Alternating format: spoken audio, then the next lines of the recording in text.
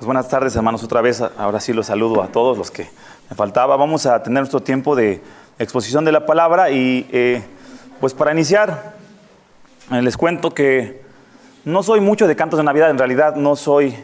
Bueno, me gustan los cantos cristianos de Navidad, pero no soy tanto de los villancicos clásicos, ¿verdad? Bueno, en lo personal no, pero mi esposa sí. Entonces el otro día veo que mi esposa empieza a moverse al ritmo de una música. Y la vi y resulta que era de Navidad y bueno, le gusta. Ya yo ya lo sabía. Ya va a empezar Navidad y bueno, le va a hacer Navidad. A ella le encanta, ¿no? La fecha. Y a mí también por lo que implica, pero no tanto por el día y la celebración, pero me gusta.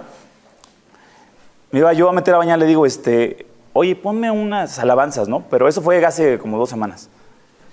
Unas alabanzas, en lo que me meto ya para escuchar, ponlas en la bocina. Y de repente empiezo a escuchar de Santa Claus, ya viene a tu ciudad o algo así. Y pues ya que podía hacer, yo estaba dentro de la regadera. Y luego, bueno, hasta el burrito sabanero escuché, hermanos.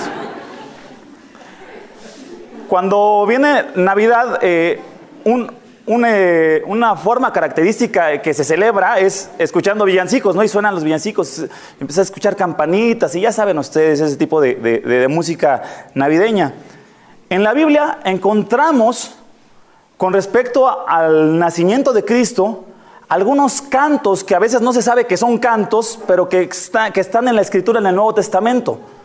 Cantos que hablan del nacimiento y de la obra de Cristo.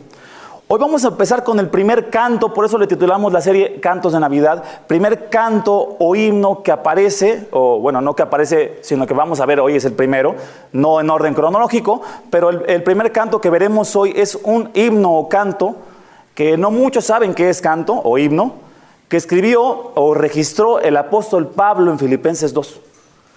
Todos los eruditos concuerdan en que tiene la estructura de un himno. Y habla tiene una estructura doble que habla de la humillación y la exaltación de Cristo.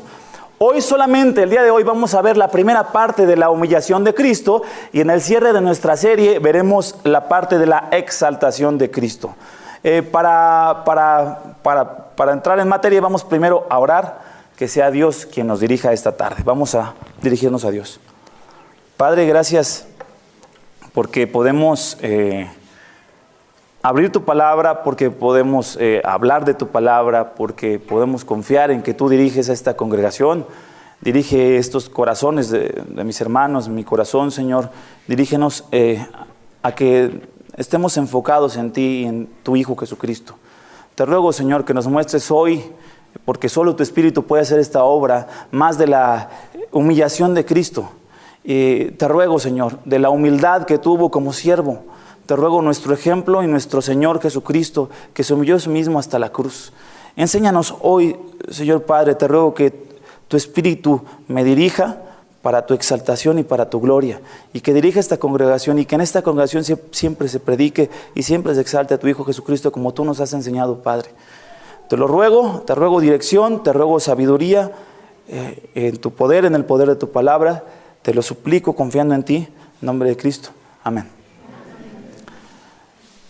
Este canto inicia con un mandato y antes del canto inicia Pablo dando un mandato en el versículo 5 en Filipenses 2:5. Si traen sus Biblias, que deberían traerlas, ¿verdad? Ábranla en Filipenses 2:5 y si se les hace más sencillo, lo vamos a estar proyectando aquí enfrente. Nuestros hermanos nos van a estar ayudando con la proyección.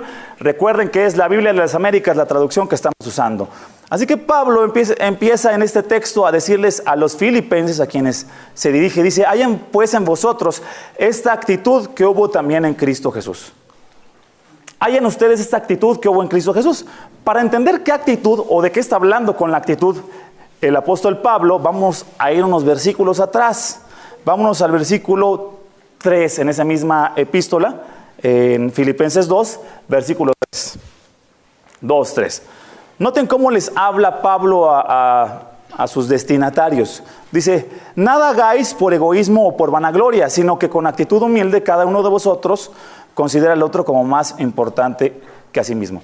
Lo que sucedía en esta iglesia, en Filipos, es que había personas que estaban actuando por egoísmo. En este caso, esta palabra pudiera traducirse del griego también como rivalidad. Si ustedes leen el primer capítulo de Filipenses, dice Pablo, hay algunos que están aún predicando a Cristo por rivalidad y por egoísmo. Veían que Pablo estaba ganando bastante popularidad, pero Pablo hablaba de Cristo y hablaba de Cristo crucificado, como él lo dijo. Había gente que le daba envidia que Pablo hablara de Cristo. Le daba envidia y predicaba por envidia y por rivalidad. Y tenían congregaciones o trataban de pararse frente a congregaciones o lugares o casas para hablar de Cristo. Dice Pablo, bueno, pues ya sea que sea por envidia, por rivalidades, gracias a Dios. Si ustedes leen el primer capítulo, dice, gloria a Dios que Cristo está siendo predicado. Pero aquí les exhorta a la congregación, les dice, nada hagan por egoísmo o por rivalidad o por vanagloria.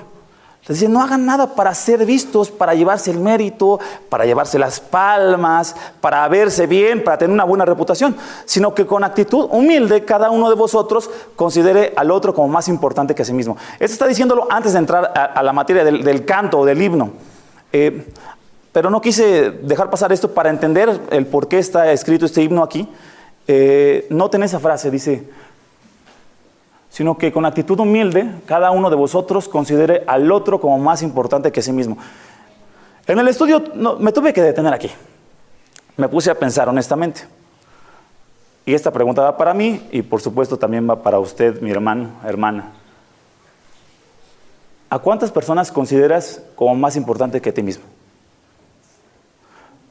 Porque aquí nos dice Pablo, dice, considera al otro más importante que a sí mismo.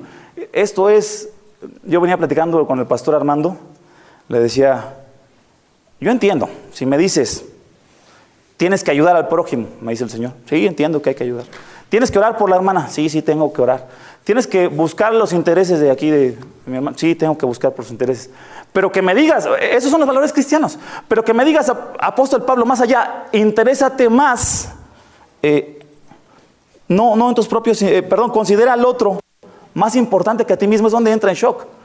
Pero si se dan cuenta, o donde entra en shock yo y donde entra en shock nuestra carne, pero si se dan cuenta, dice, consideren ser como Cristo, o dice, tengan esta actitud que tuvo Cristo. Aquí nos empieza a dar un vistazo de que Cristo, al bajar a esta tierra, lo que hizo fue precisamente esto, y esto es tremendo, que Dios haya considerado más importante al otro que a sí mismo. Esta es, para empezar, nos empieza a enseñar cuál es la actitud de Cristo. Esto es algo tremendo. Si Él es Dios, no cabe en mi cabeza y no creo que quepa en la de alguien que Dios te haya considerado más importante que a sí mismo. Ten esta actitud. Eso es tremendo y ahorita lo desglosaremos un poquito más. Dice, y después el versículo 4, noten, ahonda un poquito más en esta actitud de Cristo. Dice, no buscando cada uno sus propios intereses, sino más bien los intereses de los demás. Otra vez, puedo orar, puedo tratar de ayudar por tus intereses, hermano. Por lo de mi hermano, vamos a orar, Pero aquí dice, no busques tus propios intereses. No dice, busca ayudar, busca ser buen cristiano. Dice, no busques tus intereses, sino más bien los intereses de los demás. Esto está en contra de nuestra carne, no es lo que quiero. De hecho, en lo personal, no me interesan, si puedo decir, si solamente actúo en la carne, no me van a interesar los intereses de los demás. El primero en la lista de intereses en oraciones soy yo. A lo mejor me interesaría por mi hermano, pero primero me intereso por mí, ¿no? Y aquí dice lo contrario, no te intereses primero por lo tuyo, sino por los demás. De entrada, dice, haya pues en el versículo 5, en vosotros esta actitud que hubo también en Cristo Jesús. De entrada.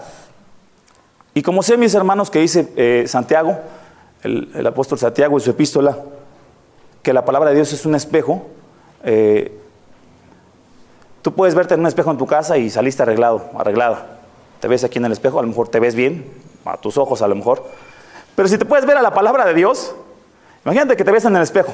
Y luego volteas a ver lo que está diciendo Dios acerca de ti, porque la palabra de Dios es un espejo. Yo me veo y digo, caray. Empiezo a reflejar mis acciones y me empiezan a demostrar que no tengo la actitud que tuvo Jesús, que no he buscado los intereses de otro. Y antes de entrar al himno, porque vamos a ver la exaltación que hay hacia Cristo, pero ponte a pensar cuándo fue la última vez que pusiste a otro por encima de ti.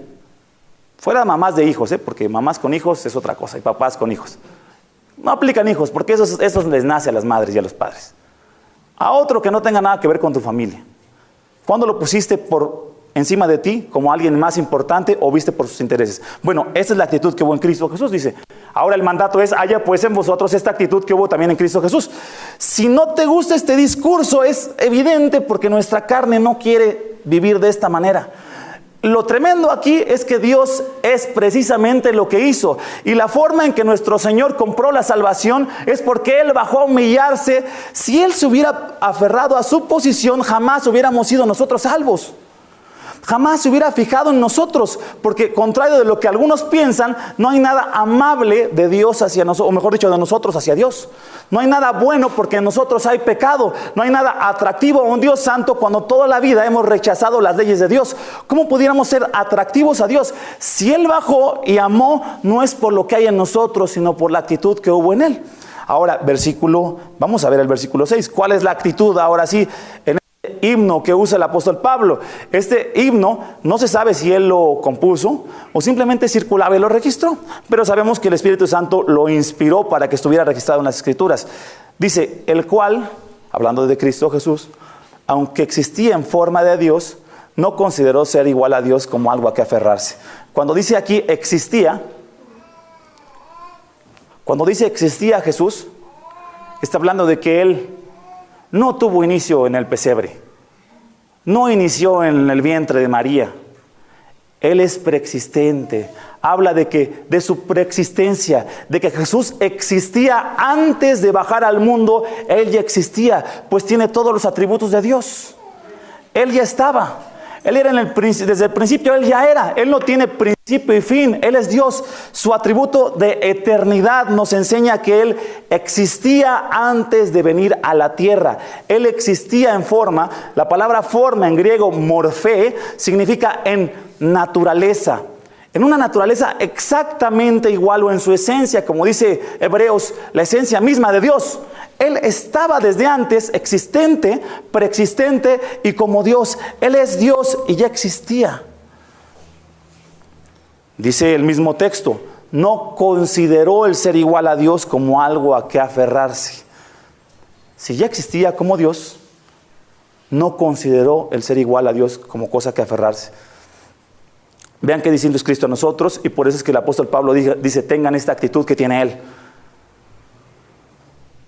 A nosotros nos gusta aferrarnos a un título, a un nombre, a una reputación, a un estatus, a un estatus socioeconómico, y nos aferramos a eso que pensamos que nos define. ¿Qué se puede comparar con ser Dios? ¿Qué hay que podamos lograr? Estaba escuchando una prédica que decía un hermano, estamos en el peldaño más bajo y Cristo está en el peldaño infinitamente alto, en el más alto. Él es Dios. ¿Cómo nos podemos comparar con Él? ¿Cómo podemos aferrarnos a algo que seamos? A veces nos aferramos a nuestro intelecto y entonces eso es lo que me define, mi estatus, mi forma física, algunas cosas. Si Él era en forma de Dios y no se aferró a ser Dios, no consideró ser Dios como algo a que aferrarse. Ve la actitud de Cristo. Él no se aferró a ser lo que era desde siempre. Esa es la actitud del Señor. En forma de Dios, no consideró el ser igual a Dios como algo a que aferrarse. Ya vemos la actitud. Ahora veamos cuáles fueron las acciones derivadas de esa actitud. El versículo 7. Se despojó a sí mismo, tomando forma de siervo, haciéndose semejante a los hombres. La palabra se despojó. Ustedes verán, hermanos, que este es un pasaje teológicamente rico. Y estoy tratando de hacerlo de una manera lo más simple posible, porque hay muchos términos teológicos que deberíamos de ahondar, pero quiero por lo menos pasar por este punto rápidamente. Cuando dice se despojó, está hablando es un término griego que se dice keno o kenosis. Los teólogos lo han descrito o lo han traducido como vaciarse o autovaciarse. Le llaman el autovaciamiento de Cristo. Así que tienes a Dios eterno con todos los atributos de ser Dios, y lo que hace es que se autodespoja o se vacía. ¿De qué? Cuando viene ese pesebre, cuando nace o cuando cuando llega al vientre de María, se despoja de algo. Cuando tú y yo nos despojamos de algo, si yo me despojo de mi cartera, pues pierdo ahí lo que traiga, ¿no? Pero Dios, ¿de qué se puede despojar? No podía dejar nada atrás de su ser mismo. No podía dejar su eternidad, no podía dejar su poder, no podía dejar de ser omnipresente, de saberlo todo. Vemos muestras de su deidad en la tierra. No se despojó de ser Dios. Lo que sucede con Dios es que Él, a su deidad, a su forma de Dios, le agregó humanidad. Él era Dios y tomó una naturaleza humana. Mis hermanos, espero que no sea muy complicado, yo creo que han escuchado algo de esto, pero esa es una teología que necesitamos conocer. Los teólogos le llaman la cristología o el estudio de Cristo, ¿verdad? Teología acerca de Cristo. Pero más allá de un conocimiento vano, imagina, Dios eterno en su forma de Dios agrega una naturaleza humana a sí mismo. Para esto la Biblia le llama el autovaciamiento o el despojo de Cristo. No consideró su posición. Mira el carácter de Dios. ¿Te has puesto a pensar en Dios? Dice, ustedes filipenses, dice, tengan la misma actitud de Cristo. De hecho dice en el versículo 3, si lo pueden proyectar otra vez, nada hagan por egoísmo o por vanagloria, sino con una actitud humilde. Cada uno de vosotros considera al otro. Nota la palabra humilde. ¿Habías visto alguna vez que Dios, nuestro Señor, es humilde? Y no dice que se volvió humilde. No dice que al nacer se volvió un hombre humilde. Dice que debido a su humildad no consideró su posición. ¿Eso te describe a ti, cristiano, o me describe a mí?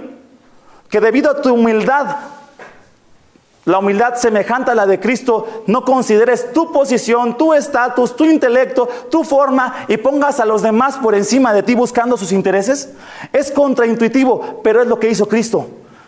Es lo que se nos pide ser como Cristo. Es lo que hizo Cristo por nosotros. Él se humilló a sí mismo y su humildad lo trajo a esta tierra tomando forma de hombre. De entrada, la humillación de Cristo fue que haya agregado a su naturaleza una naturaleza humana. Que Él, siendo eterno y bueno y sin pecado, haya venido a convivir entre los hombres, es ya una humillación. Él, eternamente santo y sin pecado, estar entre nosotros, el simple hecho de venir era ya una humillación. Era ya una humillación. Venir siquiera estar entre nosotros.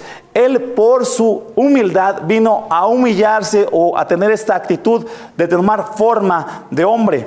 Se despojó a sí mismo tomando forma de siervo. Y aquí cuando dice el versículo otra vez, el versículo 7, se despojó a sí mismo tomando forma de siervo.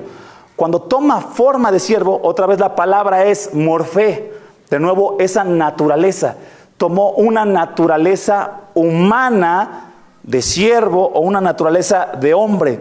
De manera, hermanos, que hay que entender lo siguiente. No sé si lo han visto de esta manera, pero Jesús es 100% Dios y al mismo tiempo es 100% hombre. 100% Dios y 100% hombre. Se despojó de su privilegio, de su posición para volverse Dios, hombre, que teníamos en ese pesebre, en ese establo, teníamos a Dios y a hombre al mismo tiempo. Y tenía que ser un hombre. Si pueden proyectar, por favor, 1 Corintios 15, 22. 1 Corintios 15, 22. Si lo quieren buscar, está bien. Si no, aquí lo tenemos enfrente. Dice, porque así como en Adán todos mueren, también en Cristo todos serán vivificados. Noten lo que dice este texto. En Adán, el representante de la raza humana de nosotros, todos por ahí, por su desobediencia, todos fuimos condenados. Y el pecado se introdujo y la muerte se introdujo a este mundo por medio de Adán, nuestro representante. Y fuimos todos condenados por el pecado de Adán y de ahí el pecado a todos nos alcanzó y todos nacemos en pecado, como dice el rey David. Sin embargo, el otro lado de la historia es este. También en Cristo todos serán vivificados. Todos aquellos que creen en Cristo tendrán vida eterna. ¿Quién se sabe de memoria? Primera de Juan 5, 11 y 12. Hay varios hermanos aquí que se lo saben de memoria. Uno que me lo diga fuerte para seguir con la prédica. No se agachen, mis hermanos. A ver, hermano Sabugo. Sabugo. Y esta es su voluntad, que Dios nos ha dado vida eterna y El que tiene al Hijo, tiene la vida. El que no tiene al Hijo de Dios, no tiene la vida. En Cristo, todos serán vivificados. Gracias, hermano. ¿Por qué? Porque Él era el representante y necesariamente tenía que haber un representante humano que muriera por la humanidad. Tenía que ser humano, pero al mismo tiempo tenía que ser Dios. Tenía que ser Dios porque Él tenía que cargar la ira que nos correspondía a nosotros. Si tenemos oportunidad de llegar con Dios, es porque Él pagó en la cruz, siendo Dios, el pecado y la culpa y la condenación que nos merecíamos nosotros. No había nadie más sino Dios mismo que pudiera pagar en la cruz. Y Él bajó siendo Dios y siendo hombre para ser representante de los hombres. Y aquel que confía en Él tiene vida eterna. El que tiene al Hijo tiene la vida. El que no tiene al Hijo de Dios no tiene la vida. Así como en Adán todos mueren, también en Cristo todos serán vivificados. Ahora, mis hermanos, también este texto nos dice que al despojarse y tomar la forma de hombre, se hizo semejante a los hombres, forma de siervo. La palabra siervo nos dice que no solo Jesús viene a ser hombre. Si ustedes ven en las Escrituras a Jesús, era un siervo. No era solo un hombre, era el hombre entre los hombres. Y aquí se describe, y en muchos textos de la Escritura se le describe como siervo.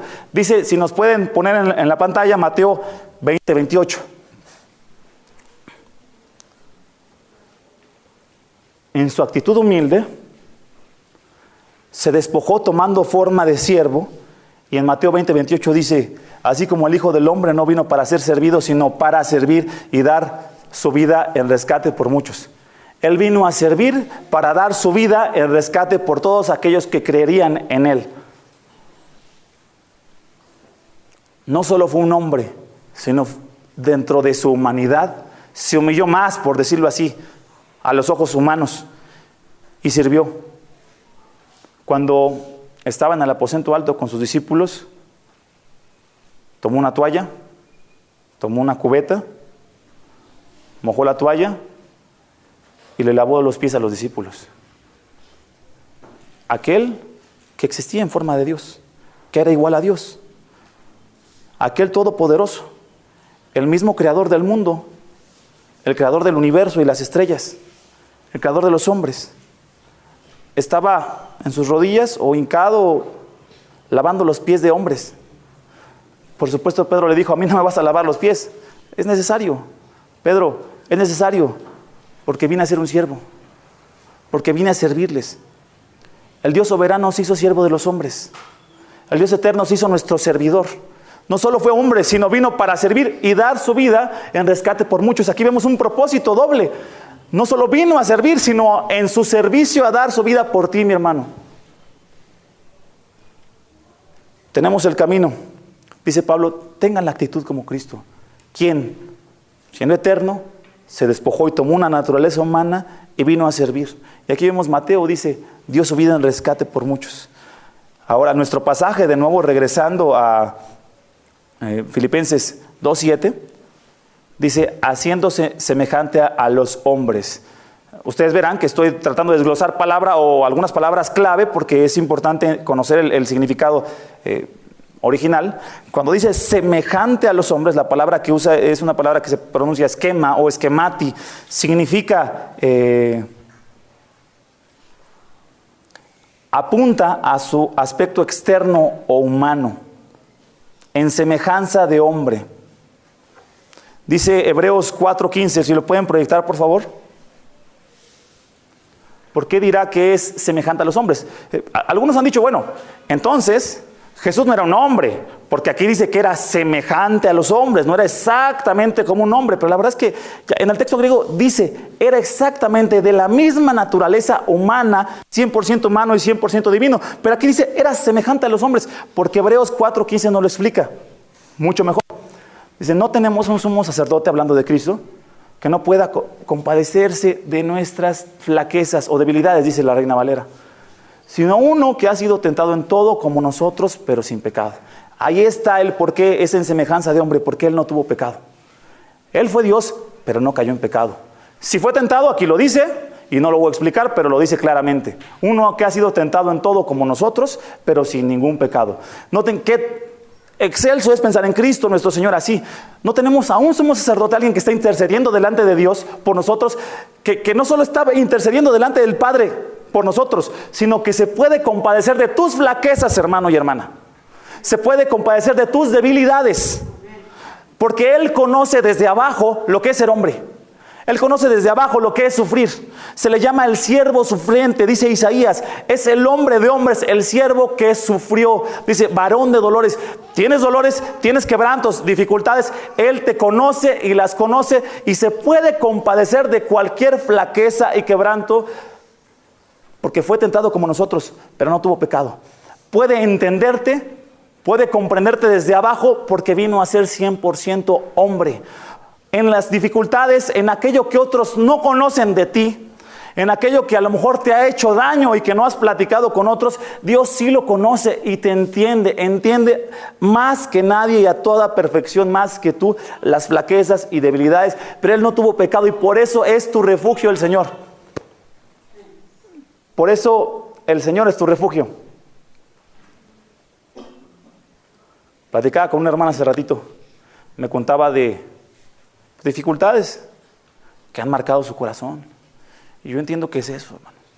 Yo entiendo que es eso y solo podía decirle, hermana, vamos a orar por eso. Vamos a esperar la misericordia de Dios.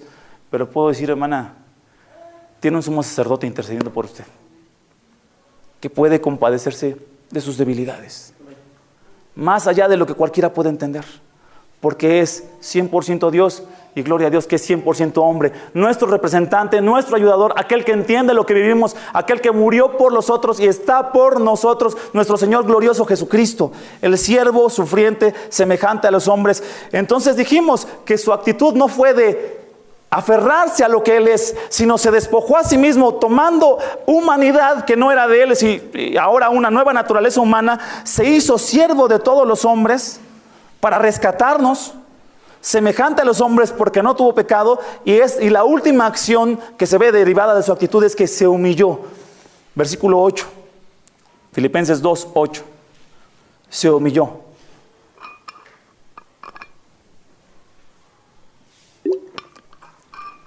Dice, y hallándose en forma, otra vez la palabra esquema o esquematic, que es como, habla de su manifestación externa, de su cuerpo humano, vamos a decirlo así. Y hallándose en forma de hombre, se humilló. Algunos teólogos le llaman esto una doble humillación o triple humillación. Se humilló más abajo. Ya de entrada nació entre los hombres, luego se hizo siervo de los hombres y luego más allá se humilló más abajo. Dice, se humilló a sí mismo, haciéndose obediente hasta la muerte y muerte de cruz. Se humilló a sí mismo, descendió.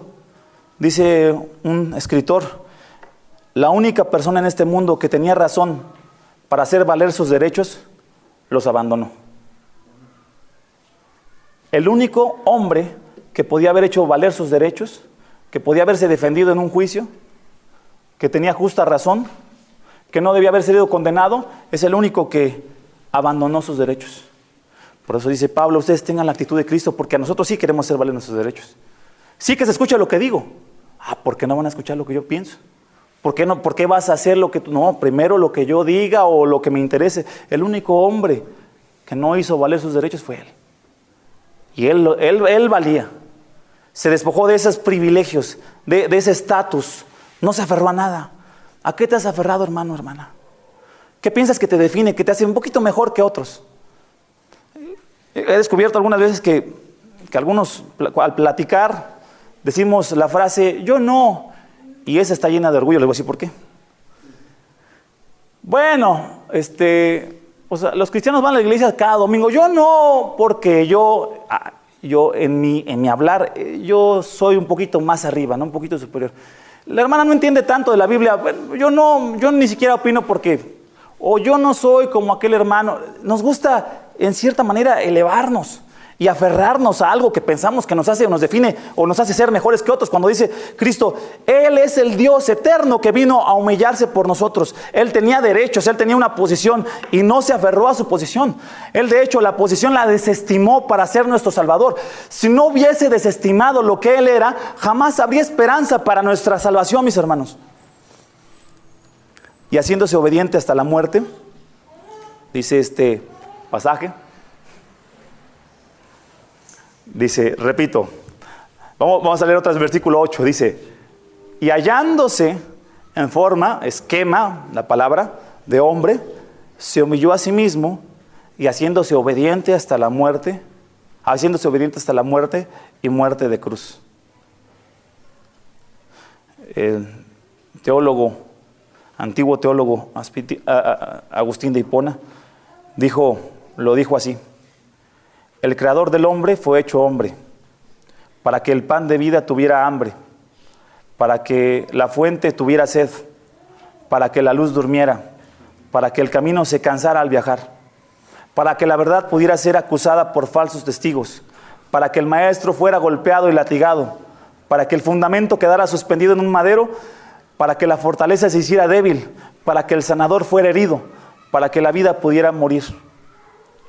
Hermanos, Jesús como siervo escogió la obediencia a costas de su propia vida y murió en la cruz. La cruz para los judíos está escrito, lo dice también el apóstol Pablo en Gálatas 3:13. Gálatas 3:13, si lo pudieran por favor proyectar, dice así, que la cruz, dice, Cristo nos redimió de la maldición de la ley, habiéndose hecho maldición por nosotros, porque está escrito, maldito todo el que cuelga en un madero. Los judíos sabían que el morir en una cruz o en un madero era hacerse un hombre maldito o hacerse maldición. Si Cristo se humilló y vino a la tierra en forma de hombre, agregando humanidad a su divinidad, siendo siervo de los hombres, todavía se fue más abajo, haciéndose maldición. Lo dice ahí, Cristo nos redimió de la maldición, habiéndose hecho maldición por nosotros, porque escrito está, maldito todo el que cuelga de un madero. ¿Puedes ver a Jesús descrito de esta manera en la cruz? Si eres un seguidor de Cristo, ¿no te lastima el simple hecho de ver lo que dice ahí? Maldito está aquel que colgó por ti en el madero, llevando la maldición que te correspondía. Cristo nos redimió de la maldición de la ley, dice Gálatas. Por eso quiero regresar al principio del himno y leerlo todo. Versículo 5, otra vez por favor, Filipenses 2:5, dice así: haya pues en vosotros esta actitud que hubo también en Cristo Jesús. La actitud de Cristo. Versículo 6, el cual, Cristo Jesús, aunque existía en forma de Dios, no consideró ser igual a Dios como algo a que aferrarse. Versículo 7, sino que se despojó a sí mismo, tomando forma de siervo, haciéndose semejante a los hombres. Versículo 8, y hallándose en forma de hombre, se humilló a sí mismo, haciéndose obediente hasta la muerte y muerte de cruz. Regresamos al versículo 5, por favor. Y es donde Pablo usa este himno para decirnos a nosotros: haya pues en vosotros esta actitud que hubo también en Cristo Jesús.